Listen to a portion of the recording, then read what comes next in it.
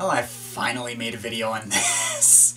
Hello everybody, welcome to the Wonky Angle, where I talk about electronic music, both new and old, and today I'm talking about the not that new anymore debut album from Renere, And Perish. Renere is an Australian artist and the alias for Zachary Ryan, a friend of mine who I met a few years back through my YTP stuff. And this debut album of his came out all the way back in April. I'd had it lying around on my computer since it came out, but only just listened to it for the first time a couple of weeks ago. And I felt like I had enough discussion material for a proper video, so here we are. Covering this 6-7 months late, and I rewrote this video like 4 times, but whatever. So this isn't the first release Renere has ever put out. He's put out a handful of EPs in a somewhat similar style to this, 3 tracks from which made it onto this album, being Aero, Temperature, and If I tell you what I wished for, then it won't come true. And he also put out 2 old experimental albums under a different name, which is less easily pronounceable. And he's even come out with a couple of EPs after this album. But this is the thing he's pushing the most, so this is the one I'm talking about in spite of my lateness. It's getting kind of dark in here. So anyways, what kind of music even is this? Well, it's basically this kind of bedroom pop thing. Very low-key, synth-driven, down-tempo stuff featuring airy vocals provided by Renere himself. If you're looking for a specific artist as a comparison point, I think the closest match off the top of my head is probably Eric Taxon and his minimal synth-pop albums like Paul, One Pop, Sky Simplified. The sound isn't too far off from there, although certainly darker than anything Taxon's ever done. I'll start by talking about the production and sound, since that's what I typically specialize in.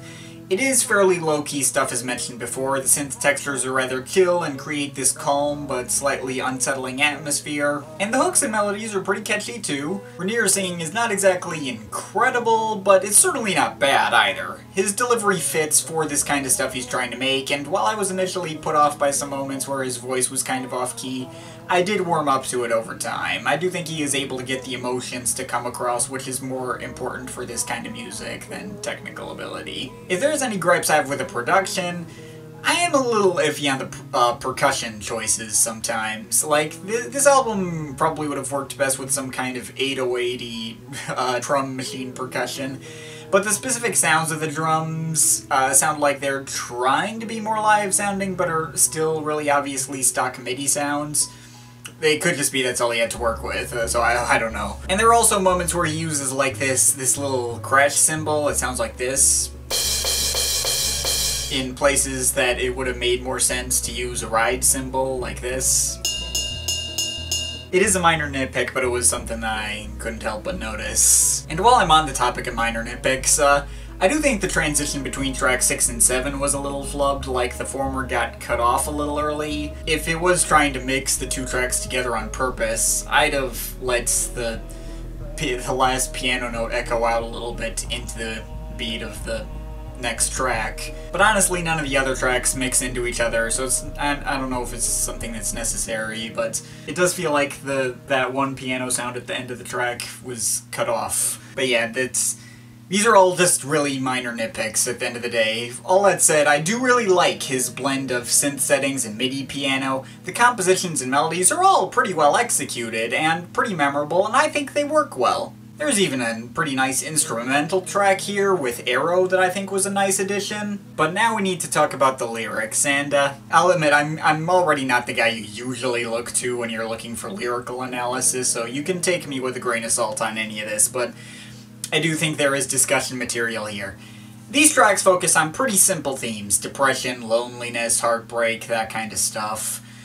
Not to mention, there's even a suicidal theme going on here too. I mean, it's never directly mentioned, but first of all, the album is called And Perish, and second of all, I mean, it's pretty heavily implied in the track Ideas, where he says things like, "I will decay and obey my mind, I have these ideas, will I carry them out, delaying finality, but ultimately..." Yeah, that's pretty damn unsettling. But more than anything, there's the sense that everything's come after an ugly breakup, as if Renere was interested in this other person, but it was a bit of a one-sided thing. He apparently was rejected. The other person uncomfortably trying to avoid contact with him. and Renere is trying to come to terms with what's happened. He expresses his frustration with the lack of communication in the opener Silentious, and wishes for everything to become better in consequence. Goes about the entire situation in his head and how it could have gone differently in Obscurity. Probably the best written track on here, lyric-wise. But there are also moments on here that don't reflect as well on him, especially the track, If I Tell You What I Wished For, It Won't Come True. Now, the instrumental of this track is one of the most complex and dynamic, and has some really captivating piano lines. I really like the way this track sounds overall, but I do not particularly like the lyrics. They kind of come off to me as one-sided guilt-tripping, and it's not a good look. Like he's trying to push all the blame onto the other person who in his description comes off as someone who really doesn't want to hurt him, but also doesn't want to be with him.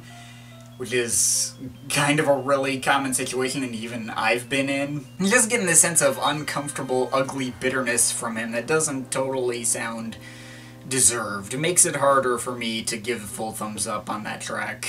Anyways, I also got to talk about the album sequencing. This was something that threw me off for a while and had me rewriting this review like 3 times. This album almost tells a story of this breakup and the feelings Renere went through afterwards, but I feel like it was told backwards or something. Like, it ends with 2 tracks showing the initial feelings of heartbreak, and then his following depression and suicidal thoughts and self-reflection come earlier on in the album. I guess this album didn't have to tell a cohesive story in chronological order to be good, but, you know, you could have ended up with that with a little reordering. But I also feel like the way the album is sequenced now works better on a pure aesthetic level.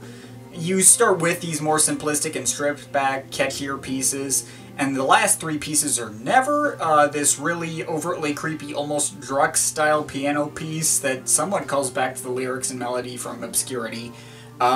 The above-mentioned If I Tell You What I Wish For, It Won't Come True, which is the most musically interesting piece on here, carried mostly by the instrumental. And finally ending with Temperature, which certainly musically sounds like an ending, with almost triumphant-sounding major key progressions, in spite of the heartbreak-induced lyrics, which also feel like they came out of a mindset that was spurred on earlier than the first couple of tracks. If I'd gone into this sequencing based on what made for the best, you know, in the background listening experience, this is probably what I would have come up with as well. Now, if I wanted a story to, like, play out naturally in the lyrics, I might have almost put it in reverse order. Maybe he made it like those Kendrick Lamar conspiracy theories, and he made an album that could work both backwards and forwards. Wah!